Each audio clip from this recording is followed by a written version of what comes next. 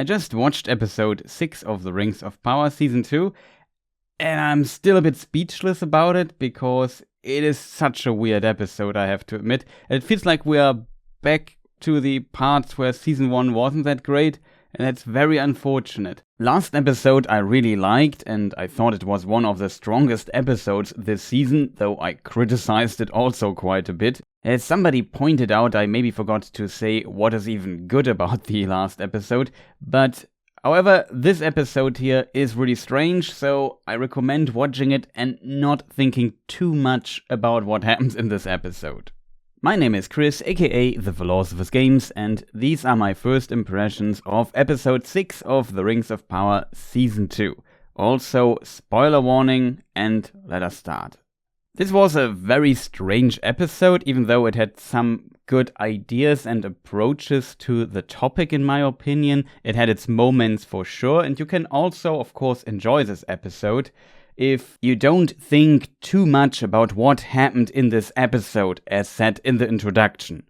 It felt like a classic, very busy episode of Season 1, where they just had to introduce so many characters and little plot lines and put them into position that at the end a lot of things happened and the episode was very busy, but at the same time nothing happened. And that does not make for a very good or compelling episode in my opinion.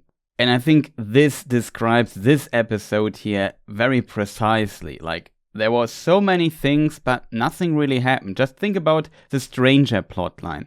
We learn that his friends Nori and Poppy are in danger. We knew this before. We also learn that he needs to find a staff. We also knew this before. So nothing really has happened from episode 6 to episode 1 in this regard. You could argue maybe the character grows a bit and now makes better decisions. Yeah, maybe. But does this really need to be drawn out over 6 episodes? That I think is a bit stupid, to be honest. We still don't know who he is. Well, we all guess he's Gandalf. We got another Gandalf quote, which I also found not great implemented. Of course, it's cool if there are some references, but I don't know how the writers do this. Like, usually I would celebrate if they use stuff from the actual books. The problem is they place it so weirdly that it makes no sense. Like, let us say the stranger is Gandalf. Is a stranger then later basically a mimic Tom Bombadil in the books? Is this the message of this? Well, everything cool Gandalf says later in The Lord of the Rings, he did not come up himself with this. He got this from Tom Bombadil. That's, in my opinion, not cool to do with a character. Sorry. That's total BS. Of course, I don't mind if he gets like one quote maybe from Tom Bombadil and later uses this as maybe a neat idea, but I think it's getting a bit overhand with the Gandalf quotes and references here and there. Further, I can't also still believe that they kept this mystery box, is he really Gandalf, alive for the whole season. We're now going through this for 2 seasons and it starts to get annoying. Because just use a character as what he is and don't give us every episode another Gandalf reference for him. Like, yeah, he's most likely Gandalf, and I guess they have given us so many hints that he must be Gandalf, that when at the end he should not be Gandalf and let's say a blue wizard, people would be disappointed by that. Also, the payoff of being a blue wizard is not that great because most people don't know anything about the blue wizards, and even the people who do don't know much because there is not much Tolkien wrote about them. Then if we move over to Eregion, there also we have some cases of, bad writing in my opinion, because the writers can turn off and on if people can arrive or leave Eregion whenever they want. It seems very strange. Whenever it fits the story, the letter can arrive in Lindon. When it doesn't fit the story, people can't arrive in Eregion and everything seems strange. They can also activate and deactivate common sense of the elves in Eregion and their ability to watch further than a few hundred meters. So nobody is appearing there for days and they see these black clouds, the smoke in the background. So I don't really understand what they were thinking, how this is possible. Like, how is it possible that such a big army of Adar with siege weapons, which are, I guess, slowly to transport, appear there at the river and basically it's a surprise for them? That feels very strange, especially cutting off Celebrimbor from this knowledge for such a long time feels very unrealistic in my opinion.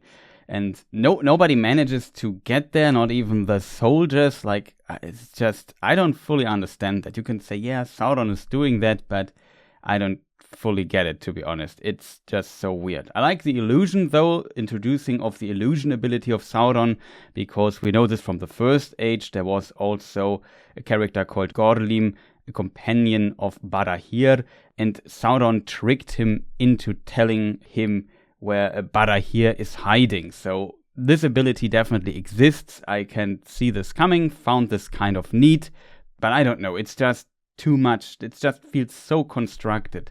Further, now Celebrimbor has to make those rings in an afternoon, basically, while the city is besieged. That doesn't feel very plausible, in my opinion, as well, especially if you think that in the book they need years to make those rings.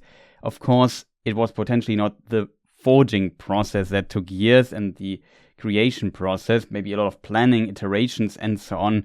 Still, doing like 9 beautiful rings with like gems and adorned and so on in an afternoon seems even a bit much for one elf, even if it is Celebrimbor, to be honest. I think an interesting development we though saw in Numenor, because after the sea trial, which was, I guess, to be expected, like I did not expect that Miriel would actually die there, and now Miriel is maybe in a much better position to get her kingship back and weaken Pharazôn's position. So that is actually a very interesting outcome, in my opinion. And I don't know, I thought here the story made at least some progress, so I feel like that the consequences of this don't really fully fit in the remaining 2 episodes. If I think of what there is to come, I fear a bit that in the vision Pharazôn saw Halbrand, so I think that is maybe the hint, well, I have to talk to this Halbrand guy again, maybe I have to bring him to Numenor in some way, and then he starts his Numenor game there. That's what I kind of foresee that they are doing here. Still, that might also be the reason why Pharazôn sends troops to Numenor to maybe take him prisoner or something. So that also feels very constructed. This is maybe how the elves and Eregion get help, as it is also in the books. Little spoiler here. I think that is my prediction for what they will going for in the next few episodes as well. And connecting the Numenor plotline, which feels very isolated to this point from with the other plotline.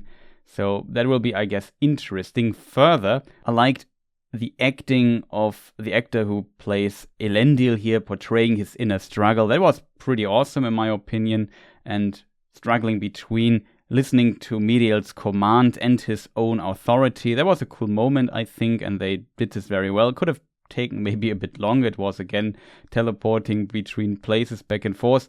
So sometimes I wish there would be more going on. Like I said, I expect that these storylines might connect now in the next 2 episodes. Then we had the meeting between Galadriel and Adar, and it was a highlight in season 1 for me personally. This time here, it was terribly written. It's not the fault of the actress. I just want to point this out. She does what she can with such a terrible written script. It is just mind-boggling what is going on here.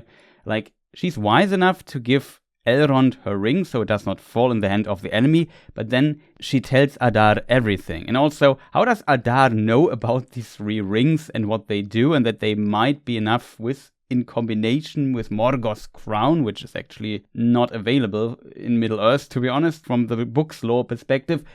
How does he know that this combination kills Sauron then? That makes absolutely no sense. It's just a bold claim by him. And that's why he needs that. This is written into the script because they need Galadriel there and a reason for them to alliance. I didn't understand this potential alliance at all. Like, he wants to attack Eregion, an elven city where elves live. Galadriel is an elf. So, and Galadriel would never work together with orcs. So, case closed, I guess. And now they kind of want to write a weird thing there. Galadriel maybe hoped to convince him to not attack Eregion, I guess, so she at least has a somewhat decent motive, but everything else feels completely unorganic and constructed. Very unfortunate, I feel. That this is a setup now for the big conflict here. And the question is, where will they go with this? Hard to tell. So in the end, there were too many little things that annoyed me greatly this episode. For me, the weakest episode so far. by far, I have to admit. And we will see how other people might like it. I'm very interested in hearing your opinions. I would say, if you haven't pressed the like button, feel free to do so. Maybe subscribe. Maybe also leave a comment. Would be much appreciated.